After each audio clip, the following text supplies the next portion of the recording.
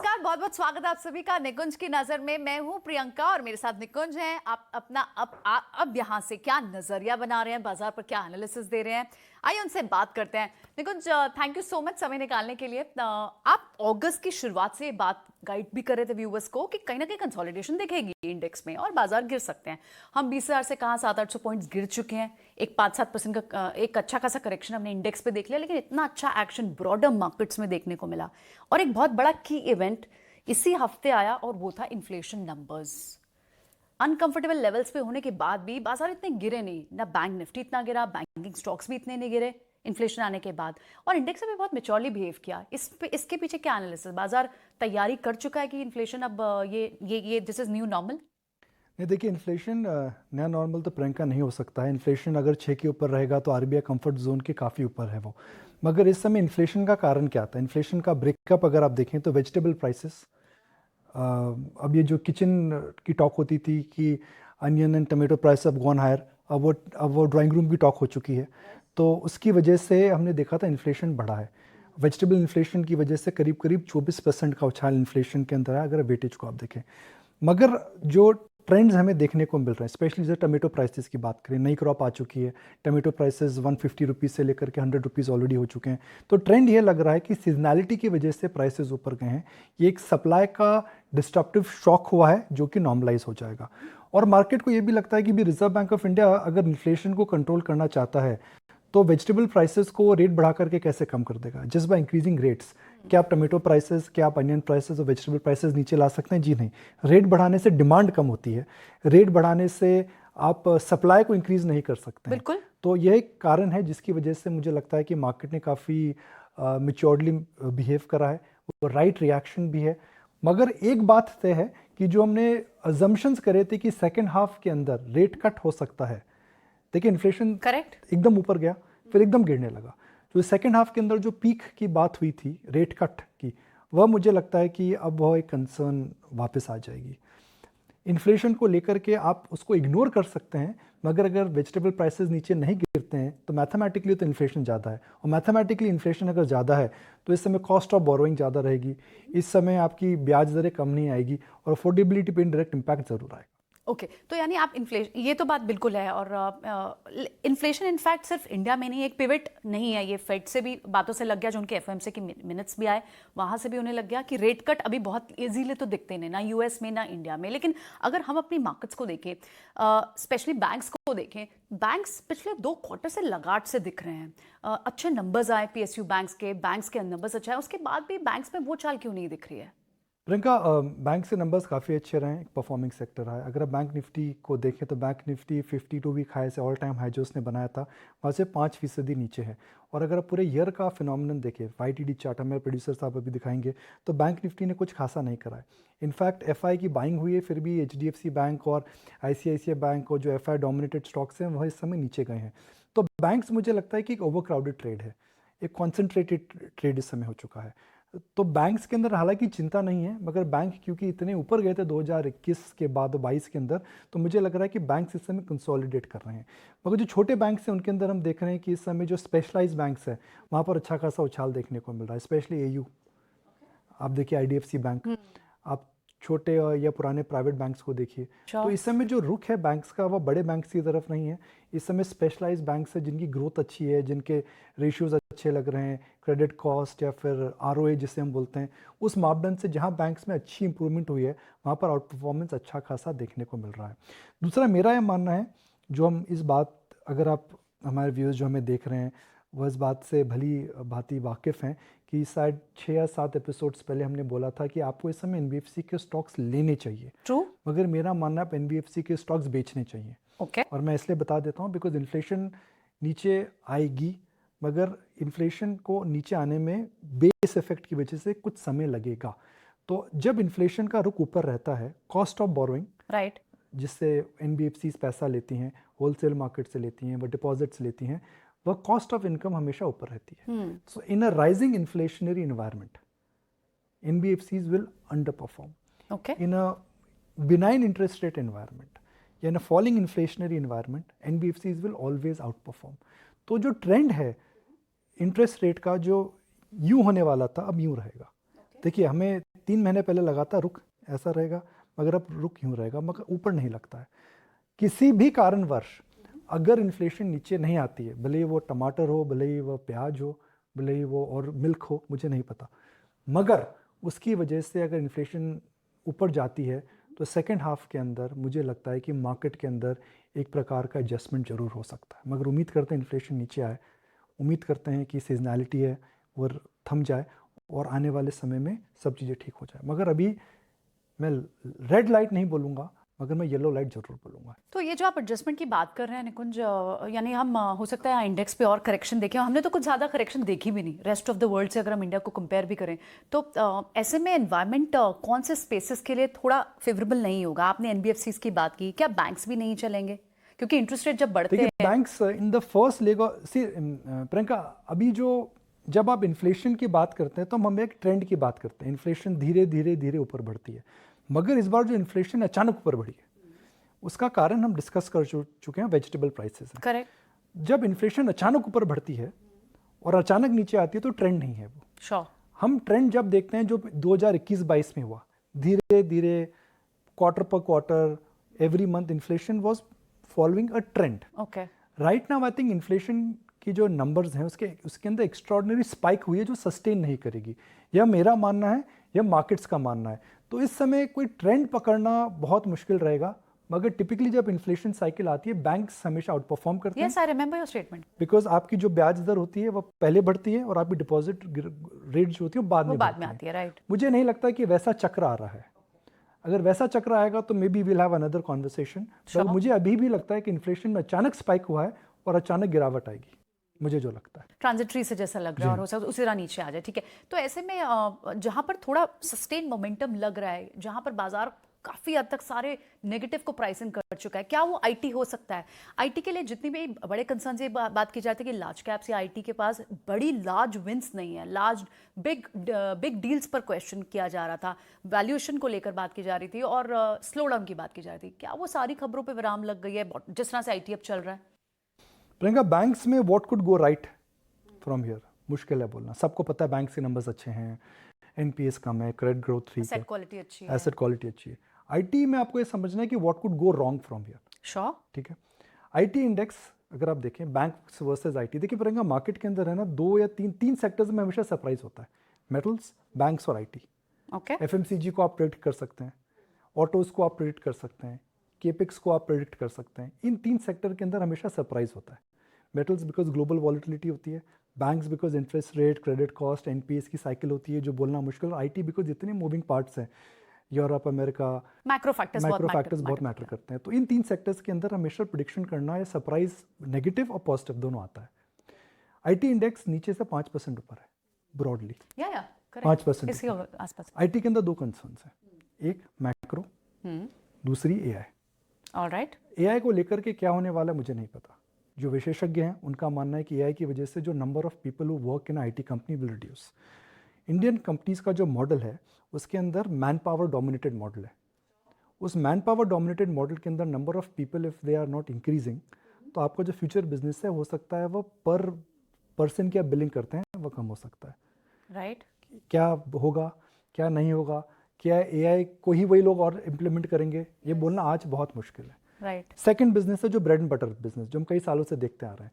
आप बैंक्स के बैकएंड संभाल रहे हैं, आप आईटी सॉफ्टवेयर कर रहे हैं, क्लाउड मैनेजमेंट कर रहे हैं।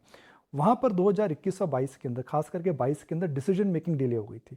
इसलिए हुई थी बिकॉज अचानक दुनिया में सब ने बोला रिसेशन आने वाला है, अचानक दुनिया में सब ने बोला कि एनर्जी कॉस्ट इतनी ज़्यादा है जी, अब तो मामला खटाई में आ गया है। सबको लगा कि भाई चाइना वापस आ रहा तो इन्फ्लेशन बना रहेगा। उसकी वजह से डिसीजन मेकिंग बहुत डिले हो गई थी। करेक्ट, कोविड में डिसीजन मेकिंग एक्सेलरेट हो गई थी। आपको अचानक काम करना था, घर में बैठे थे, फटाफट काम करो, इम्प्लीमेंटेशन बड़े ऑर्डर्स मिले उन्हें इसी तरह से। जो 3 साल के ऑर्डर थे 1 साल में आ गए। अब उसके बाद स्लो डाउन आया और डिसीजन मेकिंग डिले हो गई। दो कंपनियों ने बोला हमें अच्छे ऑर्डर्स मिले, राइट, इन्फोसिस और एचसीएल टेक। तो जो उनका जो बेसिक बिजनेस है लग रहा है स्टेबल हो। श्योर, तो अगर डिसीजन मेकिंग इंप्रूव होती है तो आईटी स्टॉक्स के अंदर जो बेसिक बिजनेस है वह ठीक हो जाएगा। मगर जो बड़े आईटी स्टॉक्स हैं उनके अंदर 8 से 10% की ग्रोथ है। 8 से 10% की ग्रोथ, 25 के ऊपर पी मल्टीपल, यह अब बहुत बड़ा पैसा यहाँ पर नहीं बनेगा। श्योर। फिर आपका सेकंड लेग आता है जिसके अंदर स्पेशलाइज्ड आईटी कंपनीज होती हैं जो SaaS में होती हैं, somewhere mid cap engineering kind of. SaaS में होती Sure, हैं, okay. या फिर वो प्रोडक्ट में होती हैं, या फिर प्लेटफॉर्म के अंदर होती है। वहाँ पे मुझे लग रहा है कि बहुत अच्छा काम हो रहा है। इनकी जो कंपनियाँ हैं उनकी साइकिल अलग होती है। मैं मिसाल के तौर पे आपको टाटा एलेक्सी देता हूँ। टाटा एलेक्सी अगर आप 2000 से 2020 तक देखें राइट। तो वो 100 टाइम्स हुआ है। करेक्ट। और इनफैक्ट आप डेटा देखें ना निकुंज, सारी आईटी कंपनी में टाटा एलेक्सी इस 1-1.5 साल में सबसे कम गिरने वाला स्टॉक भी है। 100 टाइम्स हुआ है। या 2000 से 2010 तक कुछ नहीं हुआ, 2010 से 2020 में 100 टाइम्स के ऊपर गया है।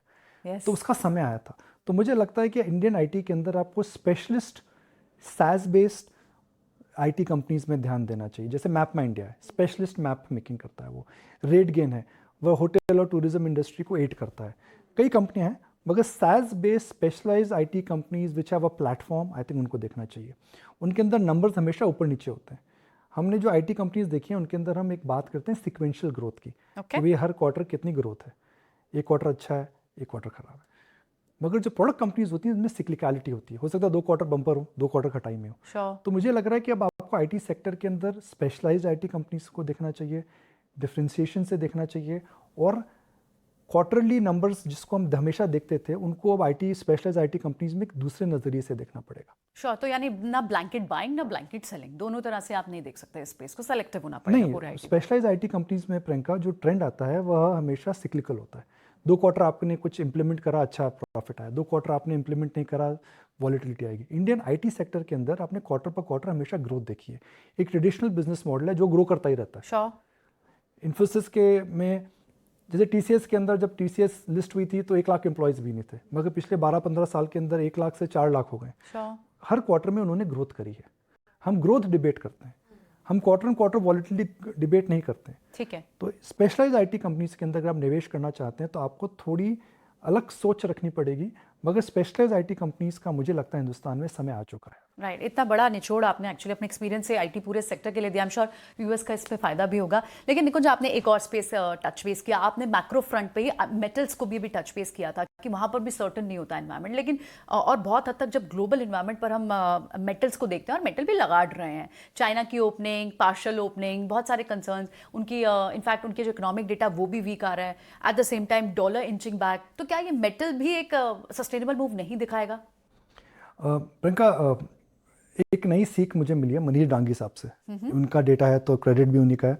उन्होंने मुझे इंडिपेंडेंस डे पर एक व्हाट्सएप भेजा डिस्क्राइबिंग की that how macro should be understood. तो उन्होंने बोला कि भाई क्रूड आपको जियोपॉलिटिकल रिस्क बताता है, कॉपर आपको चाइना की गतिविधि बताता है, बॉन्ड मार्केट आपको बताता है कि मॉनेटरी पॉलिसी कहाँ पर जा रही है, और नैस्डैक के S&P आपको रिस्क एपेटाइट बताता है। ऑलराइट। तो इन्हीं चीज़ों से आपको मैक्रो को देखना चाहिए। क्रूड आपको क्या बता रहा है? क्रूड बहुत ऊपर नहीं है, बहुत नीचे नहीं है। क्रूड इसलिए ऊपर गया है बिकॉज प्रोडक्शन काटा गया है। श्योर। तो क्रूड आपको जियोपॉलिटिकल रिस्क इस समय प्राइस से नहीं करा है। जियोपॉलिटिकल रिस्क हुआ था जब यूक्रेन और रशिया की वॉर हुई थी। कॉपर चाइना आता है जाता है, कहीं नहीं जाता है। Doctor copper, right. Doctor copper बोलिए, कुछ भी बोलिए, पर चाइना हर बार हमें लगता है कि ठीक होगा, मगर इकोनॉमिक डेटा कम होता है। उन्होंने रेट्स काटे। श्योर। आप रेट्स कब काटते हैं? जब आपको इकोनॉमी को स्टिमुलेट करना वीक है होता आपकी इकोनॉमिक। इतनी बड़ी इकोनॉमी को आप स्टिमुलेट कर रहे हैं रेट काट के, और गवर्नमेंट वहाँ पर पैसे फेंक रही है। राइट। ब्रिजेस को तोड़ के नए ब्रिज बनाया जाए ताकि डिमांड जनरेट हो जाए। श्योर। तो उस प्रकार के माहौल से चाइना भी निकल रहा है। तो मेटल्स पे राय लेना बहुत मुश्किल है। 2 सूचकांक के मुझे लगता है उन पर नजर रखिए, और मुझे लगता है उससे हमें पता लगेगा रिस्क एपेटाइट कहाँ जा रही है। बिटकॉइन बात करना भूल चुके हैं। ओके।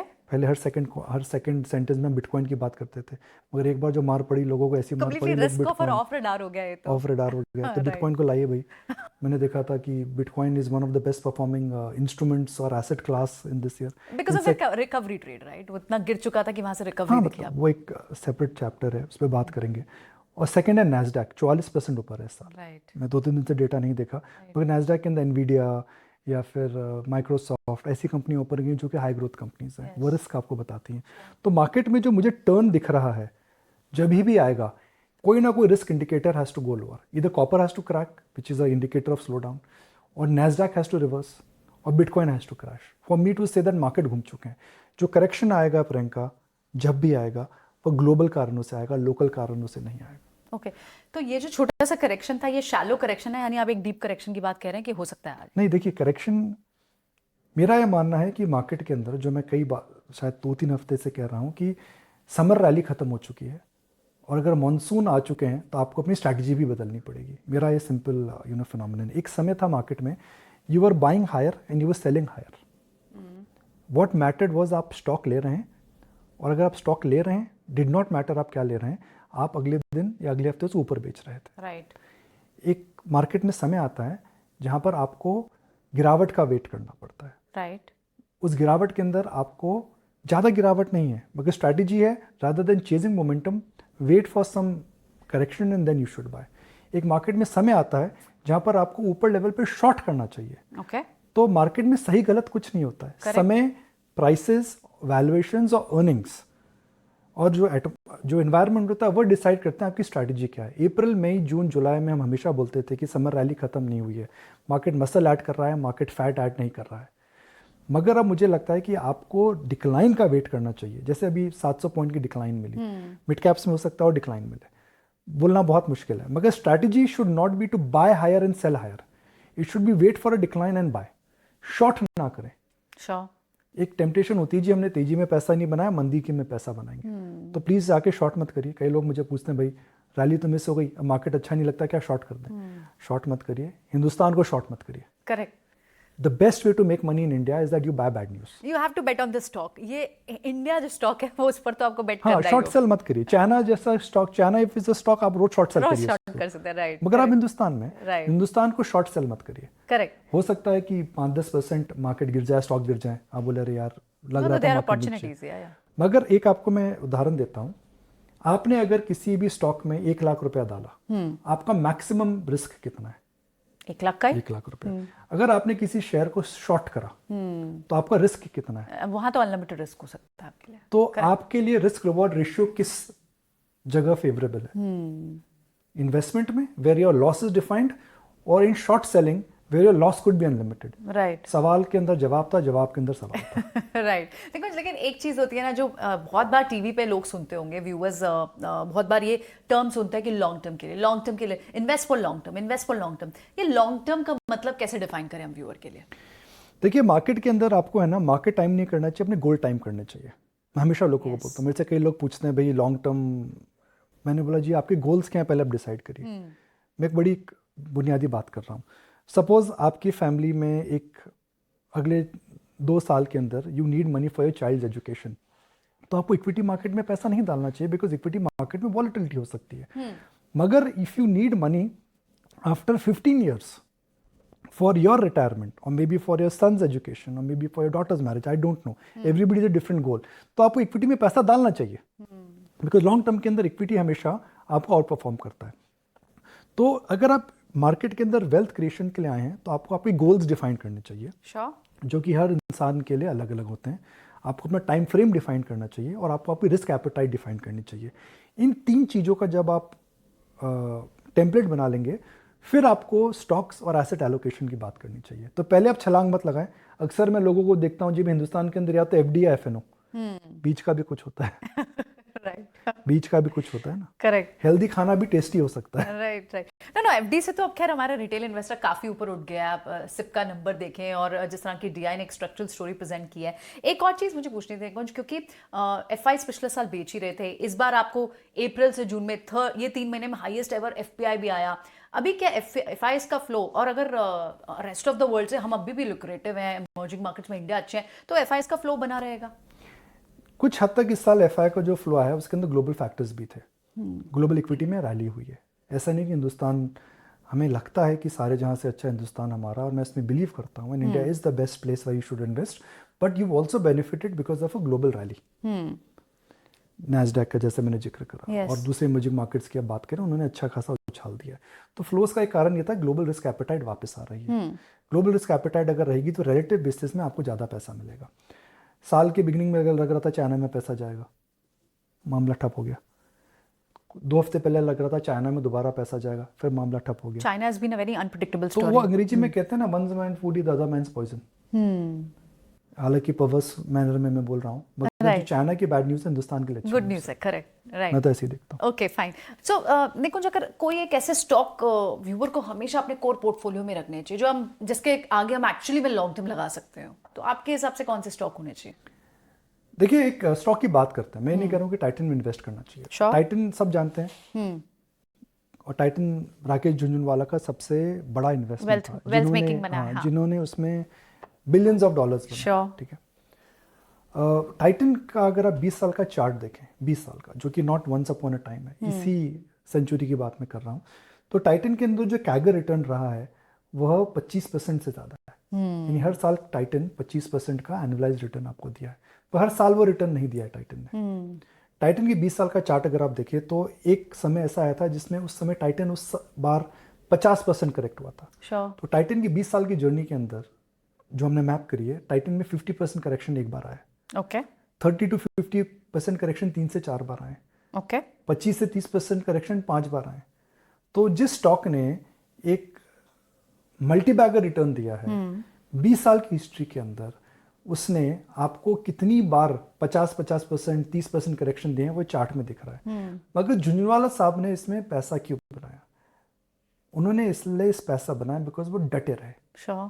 मार्केट के अंदर शॉर्ट टर्म के अंदर हमेशा मार्केट वाइल्डली फ्लक्चुएट करता है। कभी टाइटन के क्वार्टरली नंबर खराब आ गए, फ्लक्चुएट कर गया। कोविड के अंदर स्टोर्स बंद हो गए, फ्लक्चुएशन होगी। Correct. गोल्ड प्राइसेस का एक समय आया था जहां पर उनकी एक स्कीम थी, मैं नाम भूल रहा हूँ, वो स्कीम बंद हो गई, टाइटन के अंदर गिरावट आ गई। उनके आईवेयर लॉन्च अच्छे नहीं चले, टाइटन में गिरावट आ गई। तो जो मार्केट के अंदर वॉलिटिलिटी होती है वो शॉर्ट टर्म फैक्टर्स से होती है। मगर आपने 20 साल तक एक अच्छे बिजनेस को रखा और आपने वॉलिटिलिटी इग्नोर करी, मन कड़ा रखा, कहते हैं ना, यू कमर कस के यू आर बने रहे, फास्टिंग आप योर डटे स्टील रहे। बेल्ट्स, तो अब रिटर्न देखिए। वही टाइटन एक स्टॉक है, मैं इसलिए टाइटन का जिक्र कर रहा हूं बिकॉज इसका नाम सब जानते हैं। और जो मूल मंत्र है जिसमें झुंझुनवाला साहब ने पैसा बनाया वह सिर्फ ये था कि एक अच्छी कंपनी में वह इरिस्पेक्टिव ऑफ मैक्रो, माइक्रो या फिर टेक्निकल फैक्टर्स वह डटे रहे। And that's how he created big wealth. और ये बहुत ही क्लासिक एग्जांपल है। इनफैक्ट आपने निकुंज व्यूवर्स को समझाया भी, क्योंकि इन्वेस्टर को ये तो दिमाग में रखना पड़ेगा, वॉलेटिलिटी है, आज कौन सा सेक्टर चल रहा है, कल कौन सा सेक्टर चल रहा है, लेकिन जिसमें आप लॉन्ग टर्म स्टोरी के साथ डटे रहते हैं, बने रहते हैं, उसमें पैसा जरूर बनता है। बहुत बहुत शुक्रिया निकुंज जी, सारे एनालिसिस शेयर करने के लिए, व्यूवर्स को इतनी एक्सप्लिसिटली सिंप्लीफाइड में इतने सारे कॉन्सेप्ट समझाने के लिए बहुत बहुत शुक्रिया आपका। हमारे व्यूवर्स के लिए भी, इनफैक्ट अगर आप कोई इंटरेस्टिंग टॉपिक चाहते हैं जिस पर आपको और सजेशन या और एनालिसिस निकुंज का चाहिए, प्लीज हमें कमेंट बॉक्स में अपने सवाल भेजें या अपने सजेशन ऑफ द सब्जेक्ट जरूर भेजें। हम उसे शो में इनकॉर्पोरेट करने की पूरी कोशिश करेंगे। फिलहाल इतना ही इस शो से, हमें दीजिए इजाजत। नमस्कार।